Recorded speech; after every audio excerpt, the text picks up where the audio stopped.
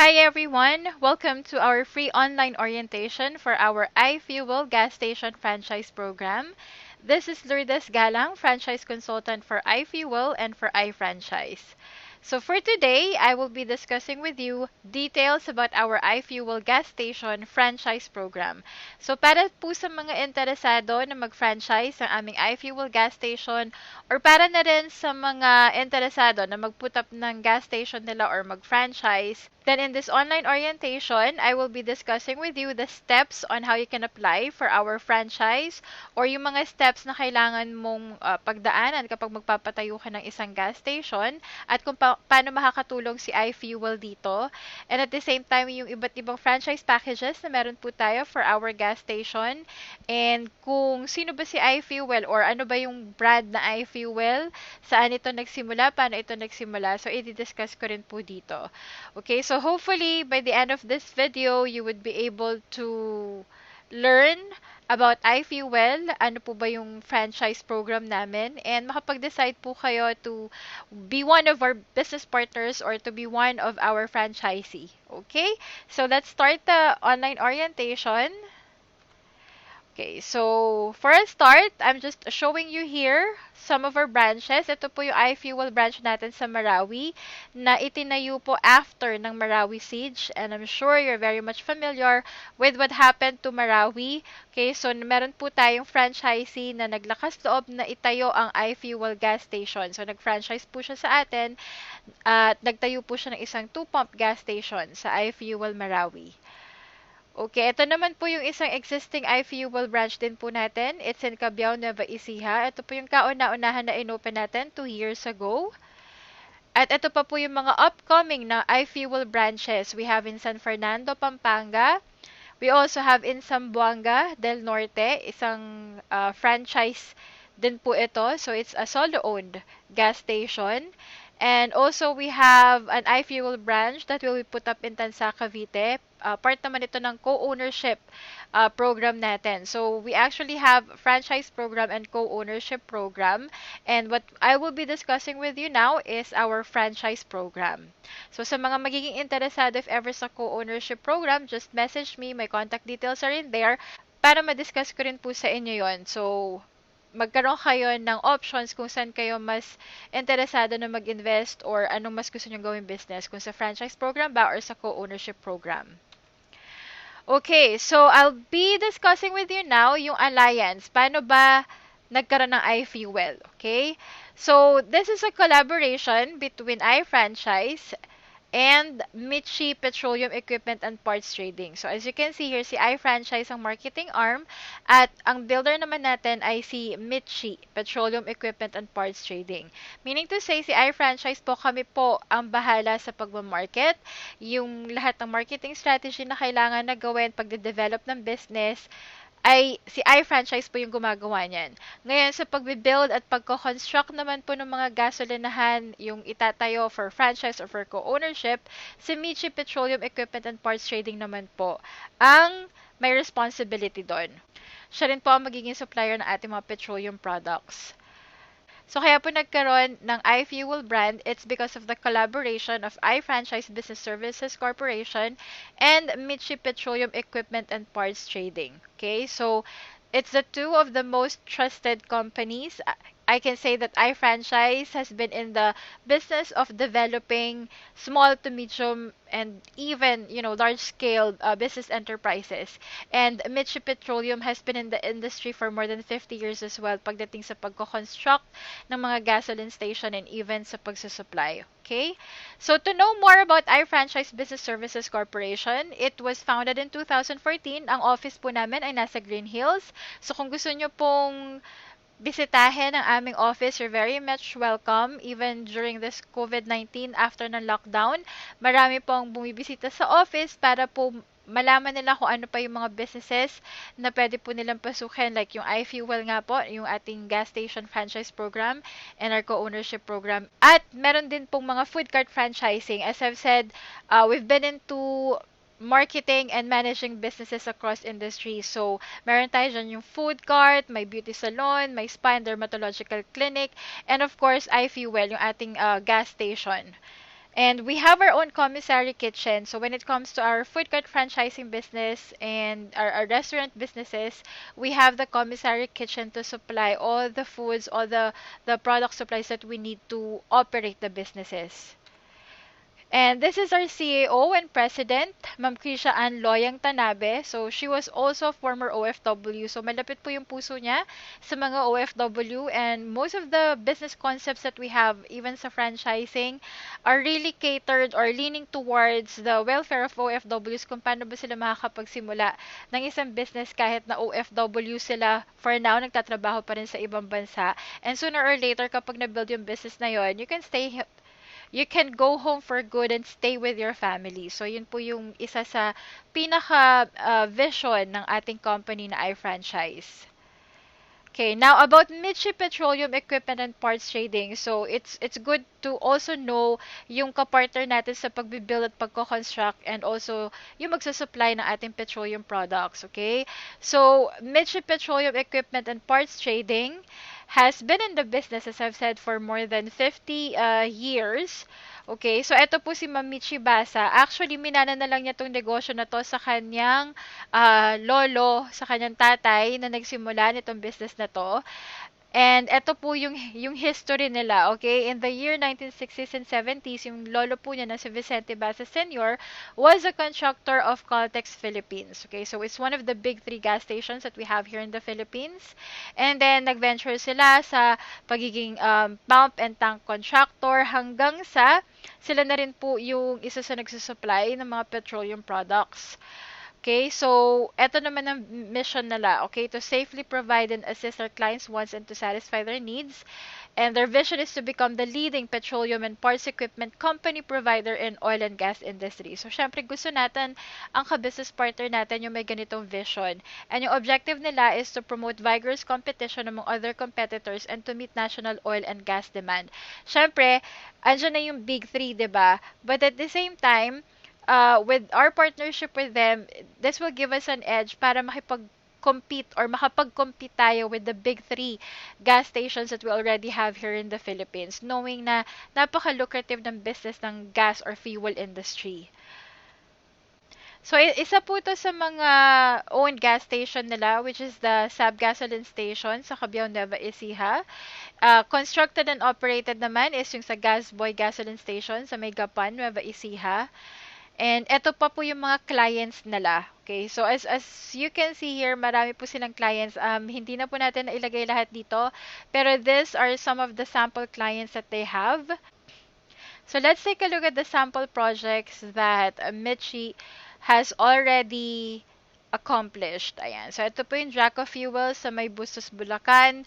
Gaso sa Talisay, Batangas. So, kung taga Batangas ka, taga Bulacan ka, baka nadaanan mo na, nakakapagpagasolina ka na dito. We also have yung Total Gasoline Station sa may Kawit, Cavite. Yung Gaspoy sa Gapan, Nueva Ecija. And then, yung Gulf Oil sa may Sariaya, Quezon. Costco sa Santa Ana, Manila. So, these are just a few of the examples of the projects na na-accomplish na po ng Mitchie Petroleum Equipment and Parts Trading. Okay? So, eto pa po yung mga ongoing projects nila. And also, pati sa pagre-renovate. Like, if you have an existing gas station tapos gusto mo siya ipa-renovate or gusto mong ibahin yung itsura, then they can also provide that for you, or they can also do that. Now, let's take a look at the products and services of what we can offer to you, okay? The things that we can do, unang-una yung petroleum tanks, okay? So, hindi ka na mahihirapan sa pag-fabricate or pag-i-install ng mga different underground and overhead tanks kasi nga, our partner Mitchie can actually do that.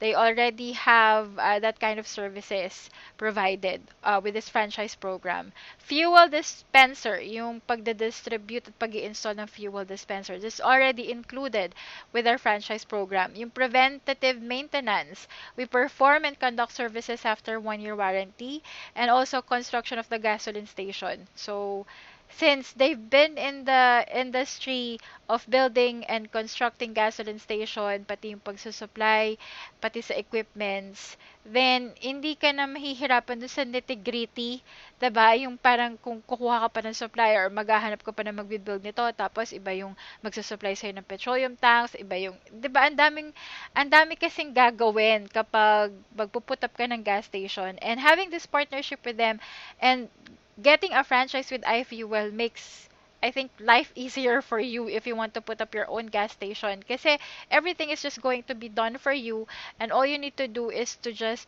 manage and operate your gas station business.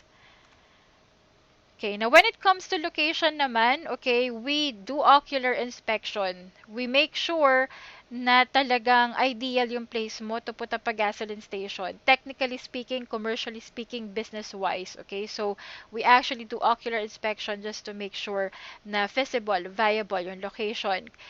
So, let's say, for example, meron ka ng existing lot at gusto mong tayuan ng gas station. Now, we have to do ocular inspection to check kung technically speaking, pwede ba talagang tayuan ng gas station yan. At saka gagawin pa natin ng feasibility study so we could give you an assessment or recommendation dun sa lot mo kung pwede talagang tayuan ng gasoline station. So, we actually do that kind of service for you. Okay, now sa documentation naman, these are the permits needed for gasoline station construction. We have to have the DTI, of course it has to be registered with SEC, yung barangay clearance, a zoning clearance, building permits, environmental compliance certificate, saka fire clearance. So, these are the documents that are needed, nire-require para makapag-put up ng gasoline station. Now, pag kumuha kayo ng franchise sa amin, we will be helping you step by step dito sa pagkuha nitong mga permits na to. Siyempre, aalalayan namin kayo just to make sure that we will be able to put up your gasoline station, okay?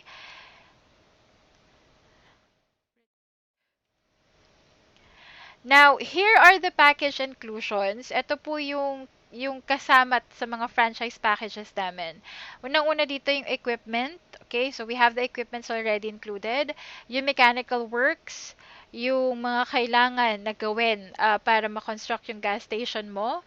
The civil works as well. Syempre, yung pag-put up talaga nung gas station mo. As you can see here, yung concrete pavement, pati yung CR, pati yung air and water, yung canopy. So, lahat po yan included na sa ating franchise packages. Now, upon turnover, ito po yung initial inventory, okay, na ilalagay doon sa gas station mo. We have 2,000 liters for diesel, we have 2,000 liters for iGas, and then 2,000 liters for iGas 93. And then, yung mga accessories na included din. At saka, sa pump attendant and staffing training, we provide free training, okay? So, hindi natin uumpisahan o i-start yung iyong gas station franchise unless your pump attendants and staff are properly trained pagdating sa mga services na gagawin nila, like yung proper refilling, pag-change ng price, totalizer reading, pump calibration, daily sales monitoring, and daily operation. So, that would be included in your franchise package as well, yung pagte-train sa iyong mga staff at saka sa iyong pump attendant. And if you will be having a hard time hiring, then we could also help you out in hiring your attendants or your staff for your franchise, okay, sa gas station mo. Now, other services, okay, but will include additional fees kung hindi mo, let's say, for example, kaya na gawin or kayang lakarin. Kasi yung mga permits and licenses, syempre kailangan ikaw ang gumawa nun, ikaw ang mag-a-apply. Kasi nakapangalan sa'yo yun, di ba? It's gonna be under your name, it's gonna be your business, so dapat ikaw yung mag-asikaso. No? We will just help you and provide you ways on how you'll be able to go about it, but obviously it's you who's going to apply for those. And also, if you need location study assistance, equipment upgrades, additional parts, like kung may gusto ka pang idagdag doon sa gas station aside from what's already included doon sa franchise package, and also management services, okay? But this will include additional fees, and we'll be able to tackle this after you've really decided to go for the franchise.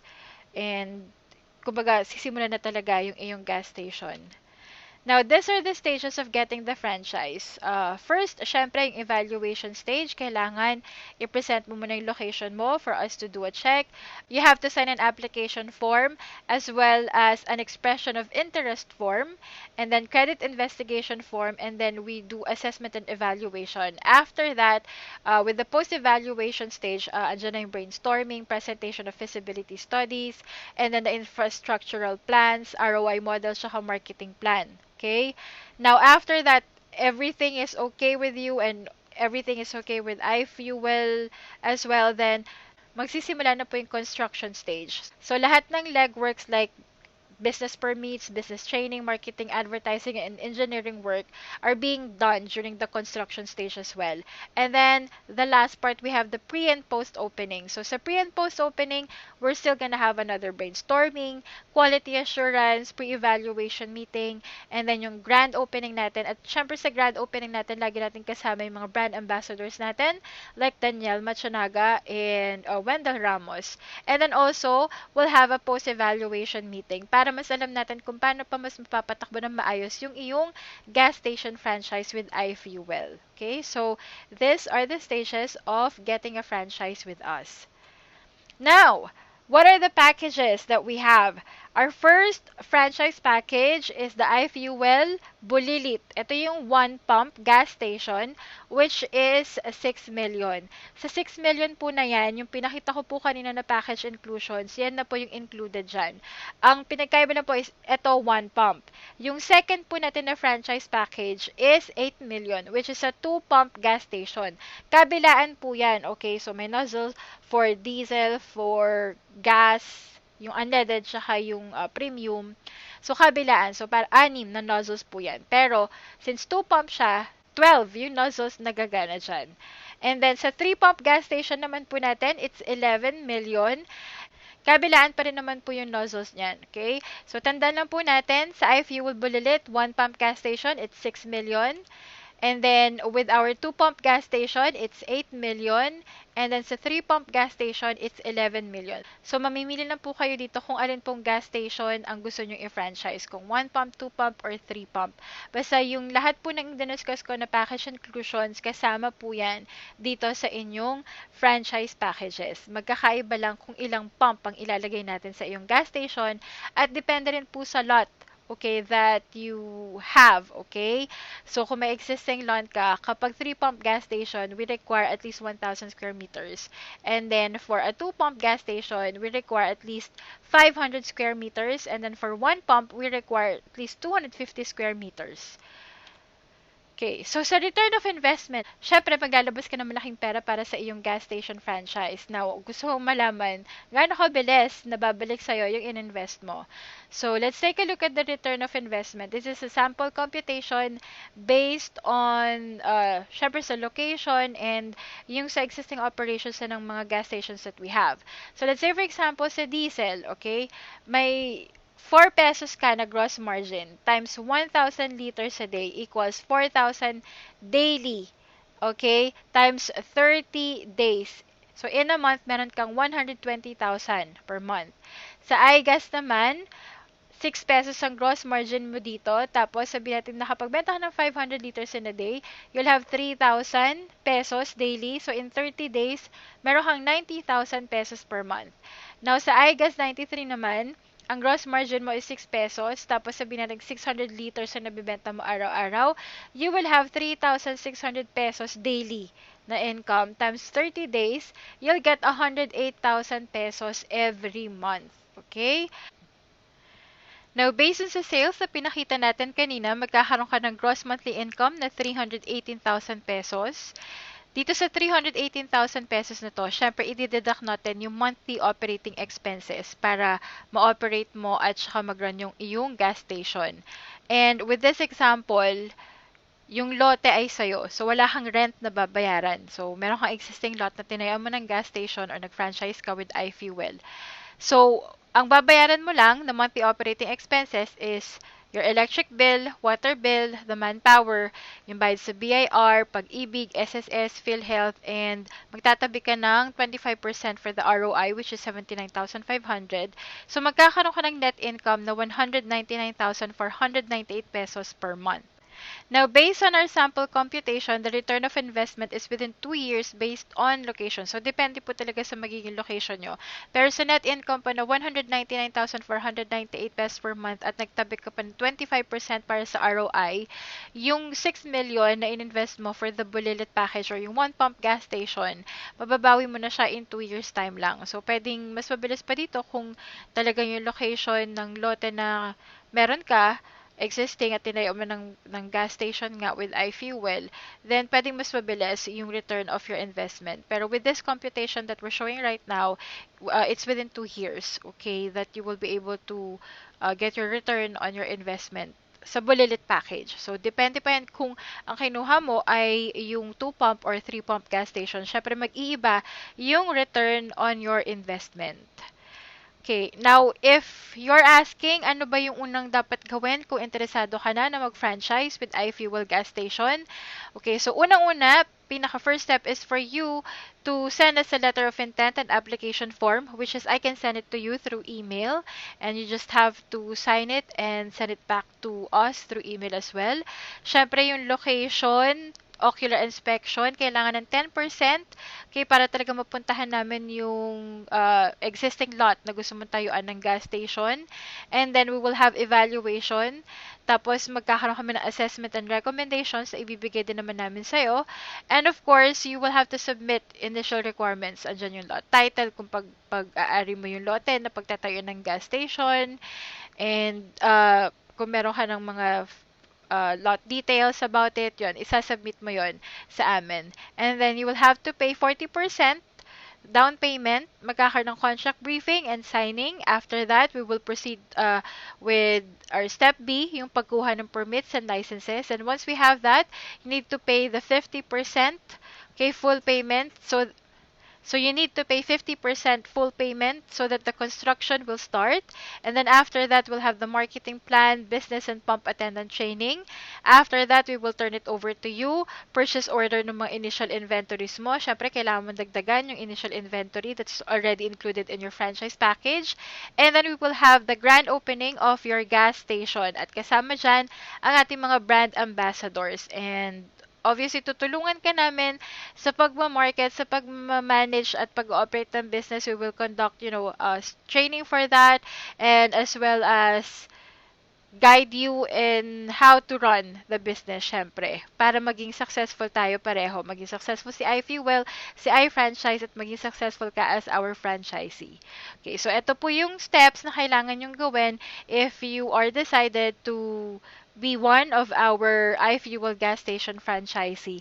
If you have any questions or if you have any concerns, just let me know. You can see my contact details below. And you can also send an email to me at ifranchise.inquiry@gmail.com or visit our website www.ifranchisebusinessideas.com. And these are my contact numbers. I have my smart number 0921-708-1882 and my Globe, which is 0917-983-7951. Okay? And you can also follow our Facebook pages and our Instagram account, as you can see on your screen right now, para mas maging updated po kayo sa mga latest businesses, offerings that we have, or promos or discounts, okay? So I hope you have learned from our free online orientation for our iFuel gas station franchise program. Again, do not hesitate to contact me or message me if you have any questions so that I can assist you. And I'm hoping that you'll be one of our franchisees for our iFuel gas station. Thank you for watching. God bless.